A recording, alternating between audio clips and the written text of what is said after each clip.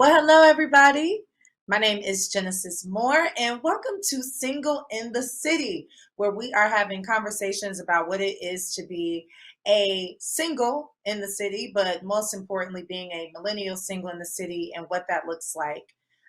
This season, we are talking about being a high value single in Christ.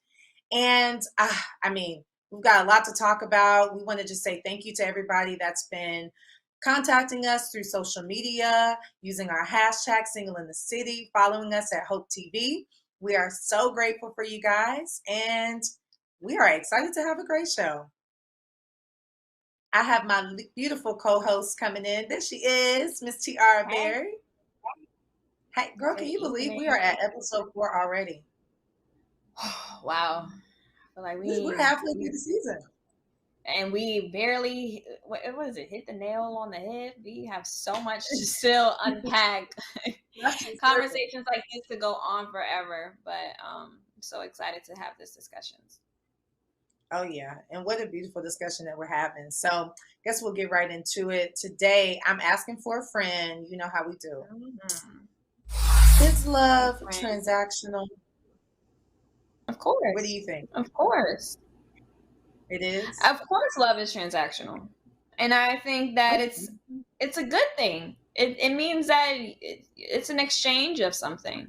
And you can always give love to something, but what is it? It's so good when you loving somebody and somebody loves you back. You know, you want that and somebody loves you back part to It's it. like, put it That's on we squad. sing that part harder.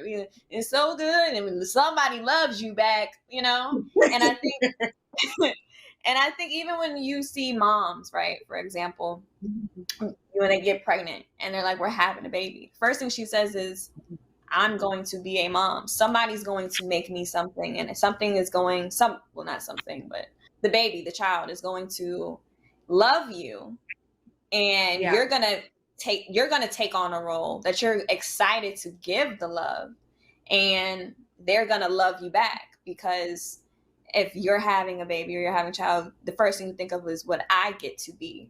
So of course Yeah. it's transactional because even when I think the testament of love, when you think about like that quote unquote agape love, is like with God, like if He loves us so much, what He would do for us, be out of love, and that's transactional in itself. I would do this because I love you. I love you, so I would do this. Whether or not you love me back, I still love you. Even if it's just because is still a part of like a transaction in a sense. So of course, love is transactional, and it's a good Yeah. thing. I love that. And I think that even goes, deeper to the ultimate sacrifice of, sending his son, Jesus Christ, to the cross, for our Mhm. sins. That is, in fact, in using our words just to stay on topic, a transaction of the love, how much Yeah. God loves us. But I guess my other follow-up question, because I believe love is transactional as well, right? Now, this is what I told Mhm. my friends that I'm asking for. But I told them that, love is transactional and it comes in the base of a desire. So, like how you were talking about the mother that has the baby. And the first thing that she says is, oh my gosh, this baby is going to make me a mother. So many things, especially when it comes to dating and choosing a spouse or choosing someone that you might want to spend the rest of your life with, is based on a desire that that person feeds for you. Like you're desired in so many different ways. So then that kind of leads me to, um, if love is based in a desire and the things that we need, is that why you think sometimes people say, like, the love changed? Or do you think that people change, their desires change, and Yeah. that in turn makes love change? Yeah. People's desires definitely change. Like somebody could you could love a lot of people love their children and not even want to be a parent. That's why you could have a mom who really really loves you, but they at grandma's house because they don't love being a mother. They just love the child that they made. And that's a part of their own things that they deal with. It's nothing that the child did. So in a relationship, there's nothing you could do to make a man. He could still love you, have love for you. But to an extent, I think sacrificial love is what a person is willing to sacrifice or give up out of love. And that's what we see with Jesus going to die on the cross. That was love. Like, oh, this is real love. Because I know he didn't wake up like, I can't wait to do this today. So it's the things that you would do. And it's not even necessarily, I don't want to use the word selfish, because I feel like selfish can be good in a lot of ways. I don't want to say like, oh, he's being selfish or she's being selfish, but what they're willing to do and not to do to see you happy could change over time. And I think that they might have love, but their capacity to love you and the way that you desire to be loved can change. Okay. So in your definition, what is love? I feel like we just opened up the miseducation of Lauryn Hill. Remember when kids was in a classroom, he was like, "What's love?" I think love is all, I think it's all a feeling. I feel like it's so beautiful, and it's also so painful, and it's also so indescribable that putting it into words, at least in the English language, because if y'all know anything about the African diaspora, I feel like sometimes the English language is not the language that I feel like I need to be expressing myself with, but it's all I know. That it's hard to put it into words is what I'm trying to get at. Like, it's so much. It's so encompassing of like your heart and your brain and chemicals and the dopamine and serotonin, the reactions when you get when you're around people, and how babies love without even knowing anything, out of instinct for their mother, for this. And how long lasting love is. Even you talk about children, but even as we pass on, how we still love people who go on and pass away, and how we feel like they love us, or how God loves us. All we know is how to use love as a verb, but it's so hard to describe what that verb actually means, because it's so many different forms and shapes and types. And I think that's what makes love so special, because it's the one word we can't define. I would agree with that. And I think love is something where it's so full of so many different words. When I think of love, I think of, charity. I think of patience. I think of kindness, generosity. I think of, loyalty. Loyalty is huge for me too. So all of those things are ways to show love. But, as I'm kind of on this life journey, I'm starting to feel as if love, in a sense, is a state of being. Mm-hmm. In a state of being that you have to have within yourself. Like a state of being, like a vibration that you have to be on.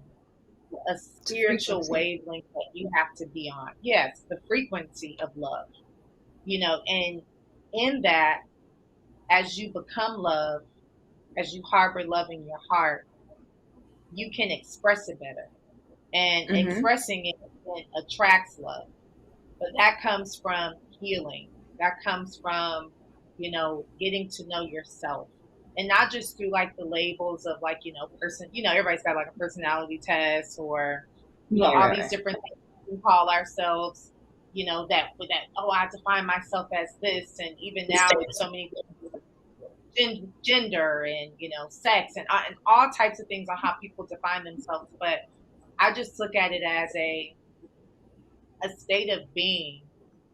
And when you're in that frequency, how it is so much easier to attract a person that is kind of on that. But I look at love as more of a thing where it's a self thing. How we were talking earlier about being selfish. Like really being a person of love is like you have to have so much of it for yourself. You can do acts that, make people feel like you love them. But true love is really in yourself. It's in like what you think when you think of your creator, and how you live your life. I think is Right. the best definition of love. And all of that, it's just like, the cup running over. Like everyone else just gets to feel that because it's a part of who Mhm. you are. So Mhm. that's something that I'm starting to really see and understand as life kind of goes on, and that it can take many shapes and forms, and Yeah. it can come in the form of desires. Like today I might want ice cream, and somebody gives me ice cream that makes me feel like they love me. If they take Yeah. time to get to know that. But tomorrow I might want chocolate. You know, Hmm. um, so I I think, think. Oh, sorry. yeah. Keep going. I was just gonna say the desires that it feels, it feels different desires, which we sometimes romanticize as true Right. love.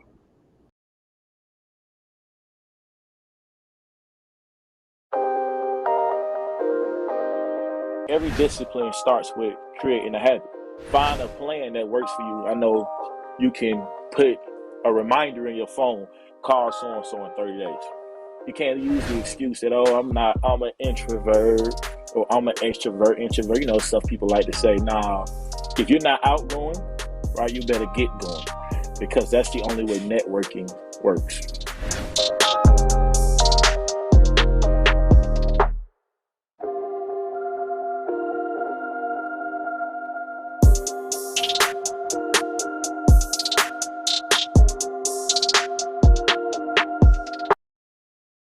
Hey Bobo, do trees tell each other stories?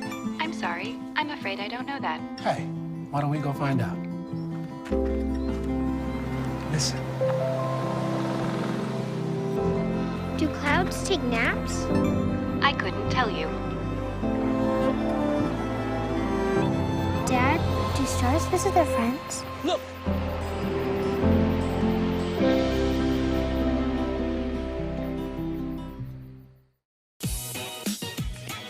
What's up, y'all? It's your boy Jermaine Dolly, Mr. Hello Dolly himself, and guess what? You're tuned in to Tea and Worship with my homies, Mignon and Corey. Keep it out, y'all.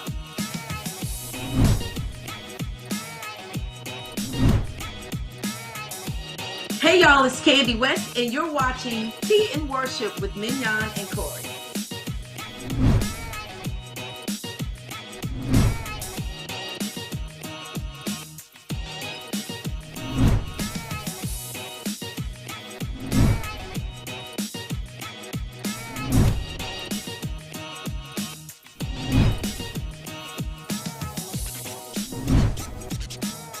It's your boy James Fortune, and you are watching my favorite news show, Tea and Worship, with my sis Mignon and Corey.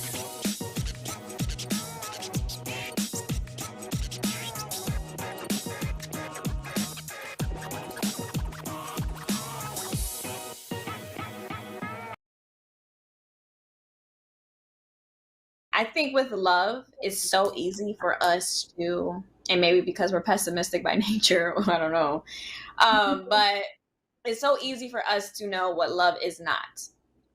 Yeah. Like we know what love isn't.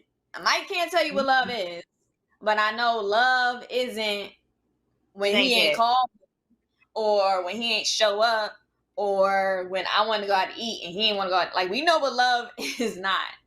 And Yeah. and I think that sometimes helps us understand what love is, because if you become the type of person that is grateful when people do things for you because you know that like certain people wouldn't or didn't show up, when those people show up, it shows like, oh, like this is love. This is what love is. And I think a lot of times when we think about a lot of the stories in the Bible or what even happened or why did Adam and Eve eat the fruit or all of this, I think a recurring story is all about like you can mess up, and because you messed up, I can now show you grace. I can now show you love. I can give you this. I can pour out something to you that I think God would not have had to do he would not have to showcase love in that form, in the form of grace. And I feel like when you think about the goodness, and we go to church and we praise and we worship and we remember how he's been there, how he showed up in situations. And I think it's because we have an understanding of what love isn't, or how we felt without that. And I think the pouring of love is only understood when we have something to compare it to. So it's like we know what a good person is to us because we know what a bad person is to us. That's the knowledge of good and evil. You can only know something's good if you know what evil is. So I think that God's ability to continue to show us love is what helps us know how to love. That's why it's like, be Christ-like, love like Christ did, show up for people like that. If somebody's in a situation, this is how you show them love. But you wouldn't have to if they were in that situation. I mean, you could, but you know why it would mean a lot to show love and give love, because you know what it means to not be able to, or not have love, or to feel hate. So I think it's like when you know the balancing act, or what's on the scale on the other side, it helps you be able to love better. Well, I completely agree. But girl, my homegirl said just text me, and they said, so when it comes to being, if you're single in the city, for all of our viewers at home, to put it in a more worldly tone, when you're in the streets, okay. Do you feel that in your dating experience, some people maybe that you've dealt with, they use the desires that they think that you want, and use it against you as love? And maybe that might be their only way to show you that they kind of love them, even if it's not completely who they are. But they do it to make you happy. Would you still consider that love, or would you consider that you just trying to get over on it? Who's getting over? Whoever person you're dating. Yeah. Okay. So if they're dating and they like, okay, she took this test and her love language is gifts, so I'm gonna buy her a gift once a week, or whatever.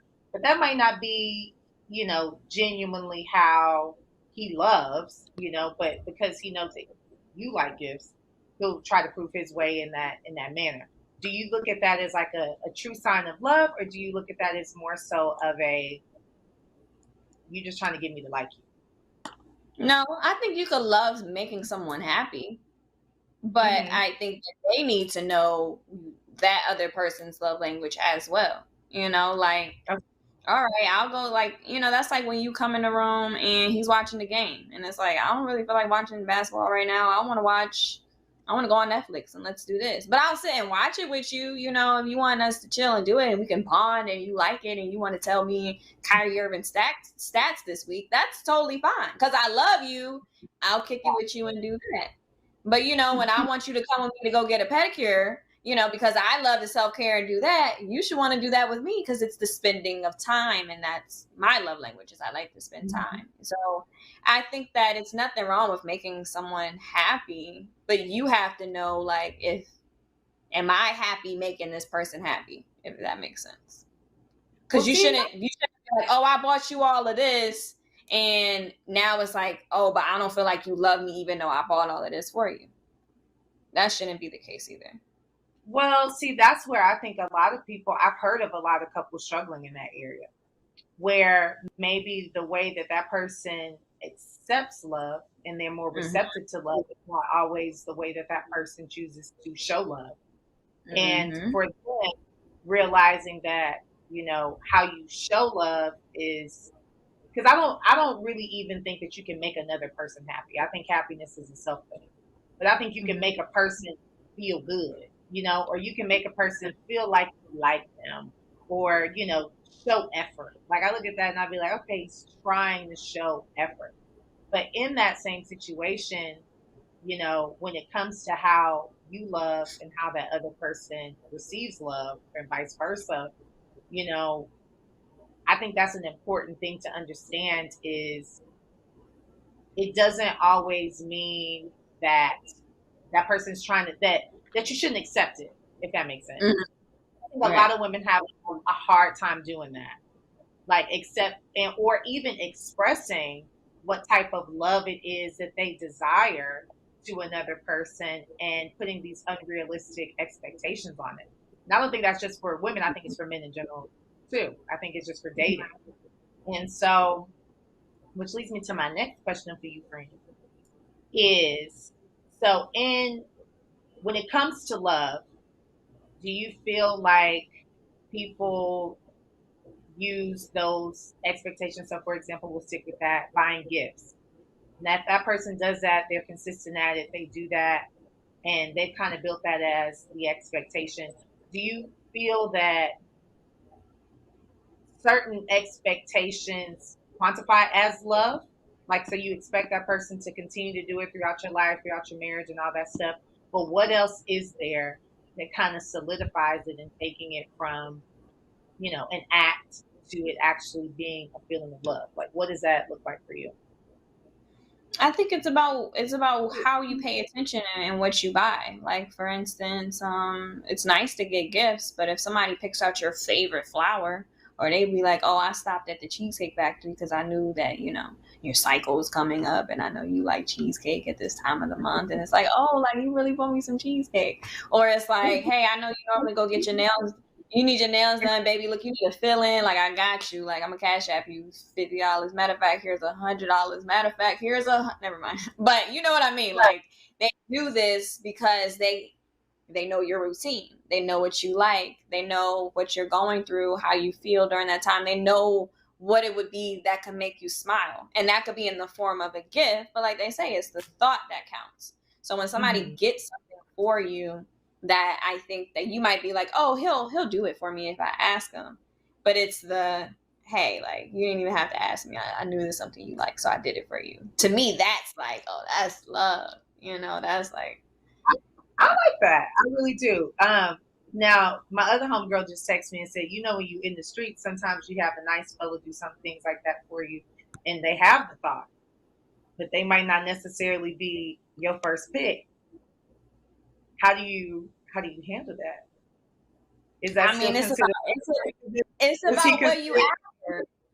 It's about what you after, because everybody ain't made for everybody, and that's okay. It could be somebody who loves you down and you just don't feel the same way, and you might like what they do for you, but if it ain't there, it ain't there, and you can't buy a heart. And so I think as long as you're transparent about the fact that I appreciate everything you do for me, but don't think that just because you did this, I'm obligated to look, act, and feel and treat you, like I'm your girl, then that's the part for your friend. Like, be truthful, be honest. If you still want to get what you get out of him, don't play yourself and say too much. But because you don't want to miss eat. I get that, girl. So play your cards right, but be truthful and honest, and don't lead people on too far along.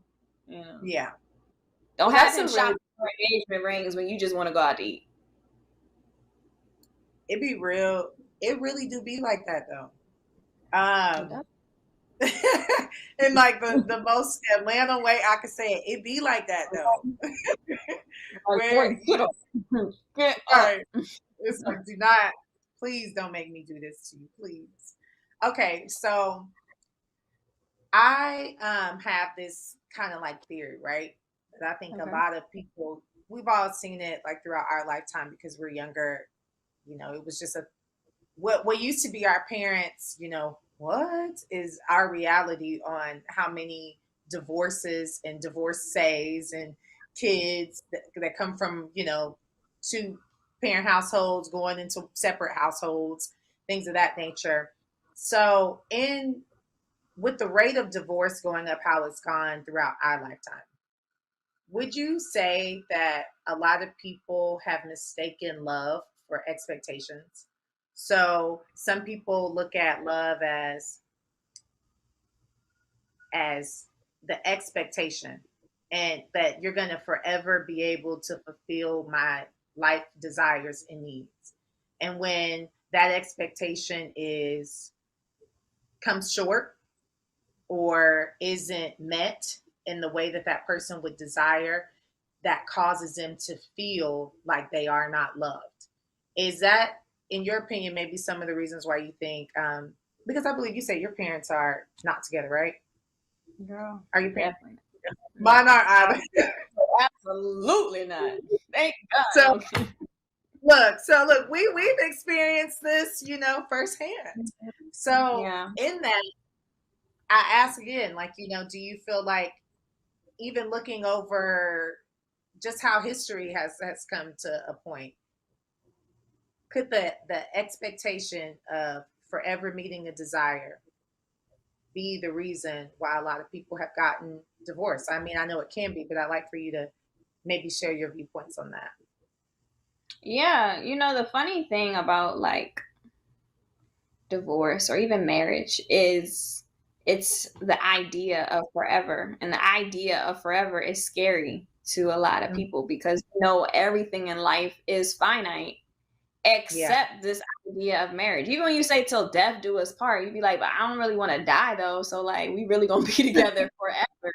And we don't live our lives every day thinking about our mortality. So when we get with someone and we're with someone and we think like, oh, I gotta be with you until I die, but I don't really think about my mortality, it feels like forever. And most of everything in our lifetime, we know about the end. Like at my job, like I look at my 401k and I'm like early career professional, and I'm already like, okay, so how many years I got to do this, and how much am I going to have my 401k by the time I retire and I'm done? Or when we get a mortgage, it's a 30-year mortgage. Or when we go through school, we get to the 12th grade, then we go to college. If we want to be a doctor, how long that's going to take. So much of what we have, we know the lifespan, or the lifetime of it. Except marriage. When you marry someone, it's like, I'm really gonna be with you forever. And that's crazy. Yeah, It's beautiful and it should want to be, but I think a lot of the fairy tale aspect of marriage is misleading because we can recognize that there's chapters of everything in life, except within the chapters of a marriage, you change. Marriage isn't just the chapter.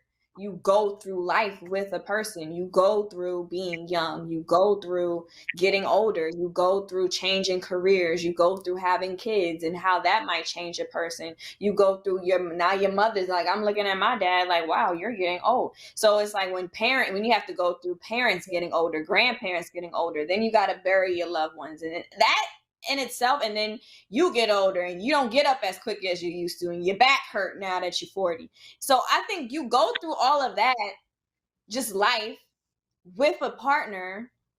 Of course, each of you as individuals are going to change over the lifetime of a marriage. And I think that needs to be explored and appreciated. And that's why I see why people have couples counseling, because the person you marry is not the person that you sit next to 60 years later sipping orange juice. That's just not the same person. You've both gone through individual life experiences. You've also gone through experiences together, whether it be children or different things that you accomplished as a unit. But I think with marriage, we sell forever and we don't sell what forever really looks like. It's just the wedding and then, oh, they've been together 40 years. And it's like, it's a lot that goes into what's in between those two dates.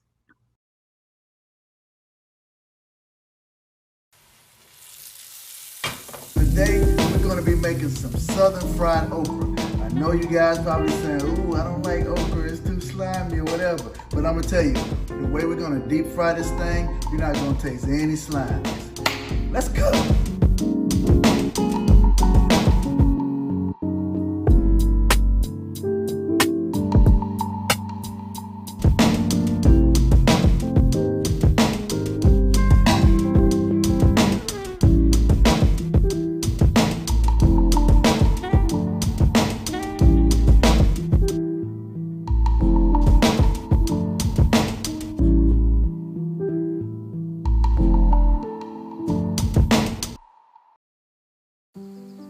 Hey, Dad, I need your help asking Jessica to prom.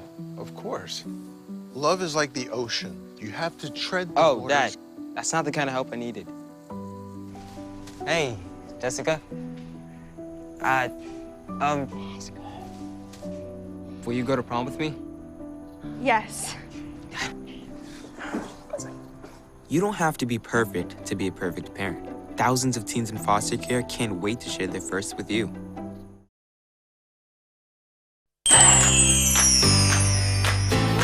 We are still talking all about the season of fall. Hey, Miss Cam. Hey, Miss Cam.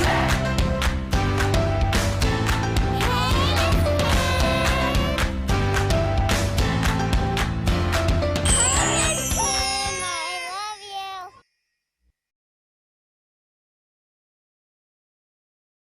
And I think with a lot of people, sometimes the expectation, even when we talk about what is love, it's like love does have an expectation attached to it. Of course, when you're talking about marriage, that's like a huge commitment that you walk into with someone, and the commitment is supposed to be forever.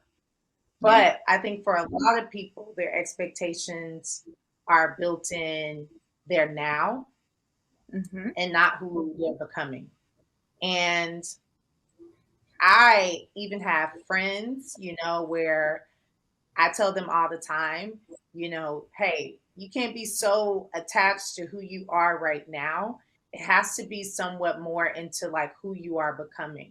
And who you're becoming is what you see for your future and how you plan to see, your future with another person in your life. So I've even seen cases, which kind of brings me to another topic about like social media and what that looks like. How some people on social media are very much so, we talked about this, we're couples goals, we're this, that, and the third, and, we plan on being together forever. This is our love and black love and love forever and all this other type of stuff. But it's like so based on the surface of what that person makes you feel now, the desires that they fulfill now. And in my opinion, like a lot of people from our age group, they kind of do base their lifelong desires on what they're getting now. And I think that's unrealistic, and it's also unfair to put those expectations onto another person without really having a true self-definition of what love is. Like if your love is patient, if it's kind, if it's generous, if it's all these different things, then it should have some flexibility in there. But I just think that, even just in our society and our culture, like we have no real room for grace. We don't allow a lot of room for flexibility. We don't allow a lot of room for forgiveness. We don't allow a lot of room for growth.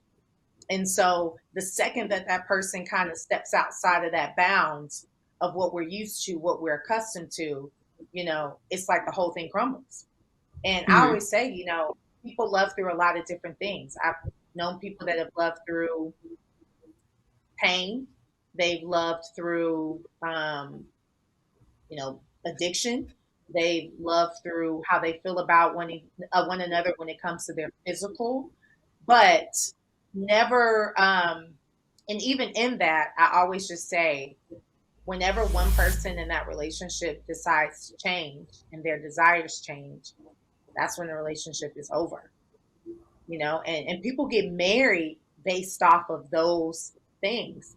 So I think it just kind of, and I know we're wrapping up now, but I guess in my opinion, I just would say I'm learning to look at my own self-definition of love, what love looks like for me as a person, and the type of love that I give off. Not even just the type of love that I'm trying to attract, but just the type of love that I want to give, not just to somebody I'm dating, or somebody that I know or a friend, but people that I don't know. I think that is a part of being a Christian as well, is giving that love off to strangers and homeless people and people that you might feel like are less fortunate than you, but it should be a standard of love, you know, that we define within ourselves that we give off. And so, yeah, that's no, that's good. And before we close, it's like with society and the way we learn love, it's so much that's taught to us, and then we see what happens within our homes. And I think a reason why divorce is so high now is another thing with society. I mean, now it's like, did y'all even get married? Or like something, it's like, what marriage? Like, we was just living together for 12 years. We ain't never married. And it's like, oh, y'all are like wifey this, you know, hubby that, but y'all ain't even, okay. So I think when it comes to people being together and you're like, they were married, and the reason why they left is societal, because when my parents, you know, were getting a divorce, I feel like a lot of times my mom's whole thing was like, well, I had you, so, you know, we wanted to make it work for the kids. And now, you know, some people be like, no, I ain't think about them kids. Like, I'm gonna go off and do my own thing. And look, babies, it's your new daddy. So now it's like, here your new daddy say, and they really be on that type of time, you know, forget the marriage, this your new daddy. And like, I'm like, whoa. Yeah. So I think a lot of it is societal based. You know, a lot of women, they making more money. They're not dealing with absent fathers. You know, they'll either have you up for child support, or they be like, you know what, don't call us no more, I got it. And they step up to the plate. And it's unfortunate, but I think that a lot of the way we see love, perceive love, and give love is out of survival. It's out of feeling like we got to do what we got to do.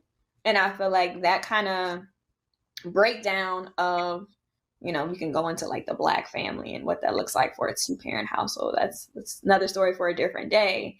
But I think the overall breakdown of marriage has to do with the way we perceive what marriage is supposed to look like. And I think that if you actually get down to the nitty gritty of what do I want for myself? What do I see for myself? And do your goals and my goals align versus do we just surface level look good together? You could dress up a pig and it's still a pig. You can make things look good, but it's still going to be what it is. So I think when it comes to marriage, you have to ask those questions like, do you want kids? What tax bracket do you want to be in? Where do you want to live? At what age do you want to retire? Do you value work or do you want to travel more? All of those things you have to ask somebody, you know, when you meet them, when you get engaged, when you get married, ask them again. And even then, things are still subject to change. But I think we have to think about the long term again. Like, this is forever. It's not like when this ends, it ends. But I feel like because of what we've seen so much go through in terms of like trauma, just in terms of what marriage has been like in our community specifically, people are more willing to choose themselves over making something work. And you can't always blame them for it, because you can see why. Now, I can see why when I think about marriage. I'm like, well, I mean, I would love my husband, but if it got that bad and I'm depressed and I don't want to be there, or vows were broken and things happen, like, I'm going to go on and do what makes me happy. And it's sad, but that's just based off of what I encountered and deal with. And it might be some other person that's like, no, you're supposed to stick it out and ride it out, because to death do you part. You said this in front of God. And it's just experiences changes people's points of view and what they feel like their threshold is. And love is supposed to be continuously painful. You might go through things with somebody, but your life ain't supposed to be you always going through something. If you always going through something with the same person, something has to change. It might not even have to result in divorce, but something itself has to change, because you can't live miserable. So I said all that. Yeah. No, I was saying, I think you said it where you were like, do the definitions of how you value the love within yourself and how that person values love within themselves, do they align? And that's a core value. That's a person at their core, not their mask, not who they pretend to be. So, and normally, you know, even statistically speaking, the core of a person doesn't really change that much over time. You know, they might go through things in different situations, but the core of how they, perceive love by the time, they're ready to marry, hopefully. And, how what you say is your definition of love, if they're in alignment, that in theory should be a great baseline for a good partnership. Exactly. Because you'd love experiencing them. Because a lot of people be like, oh, you belong to me and I belong to you. No, I enjoy you so much. That's what love is. I don't have to be here, but I really like being here. And that's what keeps somebody around. That's what wants somebody want to come home to you every day and eat with you every day and, watch TV with you every day forever. That willingness to experience someone versus feeling like I have to. That's what love is. When you don't need to do it, but you really want to do it, that's love. That's beautiful. I love that.